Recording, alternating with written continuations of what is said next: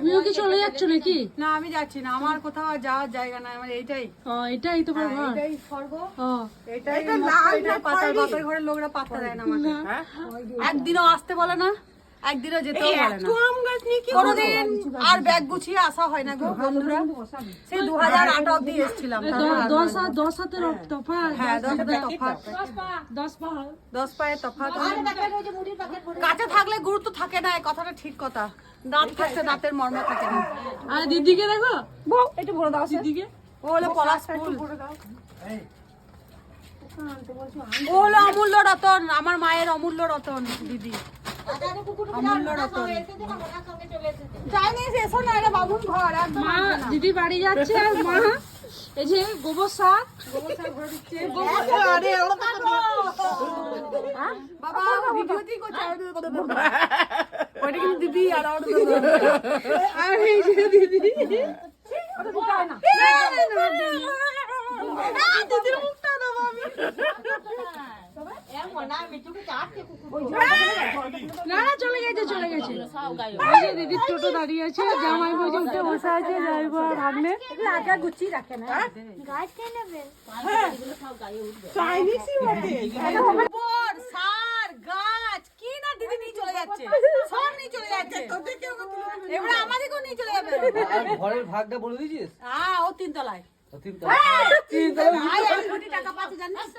আমি নিচে তলায়, নিচে তলা তো বলেছে। নিচে তলায় ভাইকে দিয়েছি তো, ফুটো ফাটা নিচে তলাতে থাকতে পারবি কেমন বিচ্ছিরি। ভাই মিডিলে মিডিলে ও থাকবে, বাবু মিডিলে ভাই থাকবে, মানে বড় দিদি ডাকবে, ছুটে নিচে মাঝে আমরা ওরাও ডাকবে তো ওরাও ডাকবে। সার দেখে যদি ওই রকম করে করছে, তাহলে কি আমার মা যখন পড়ে থাকবে পায়খানা পরিষ্কার করবে কি করে? মা এই পায়খানা পরিষ্কার করবে কি করে একবার বলো। মা কি বলছে দিদি? এই পায়খানা পরিষ্কার করবে কি করে তোমার? যদি গোবর সার থেকে বমি করে, আমার তো ভরসা হচ্ছে না, পারবে না মনে হয়। মনে তো পারবে না, না পারবে না। তো বাদ যা, ভাইয়ের আবার বিয়ে দেবো, ভাইয়ের বিয়ে দেবো, এখনো ভাইয়ের বয়স আছে বিয়ে দেওয়া। দিদি আমার সঙ্গে এরকম বিট্রে করবে? হ্যাঁ তুই গোবর সার থেকে করছিস, তাহলে তুই মায়ের গু বুঝতে পারবি কেমন লাগবে না? তোমাকে কষ্ট দিলে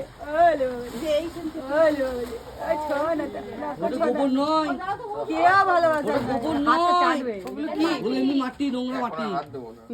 মাসি বলেছে দিদিকে রাস্তাঘাটে গোবর থাকলে তুই কুড়াতে কুড়াতে যাবি। এই যে মাসি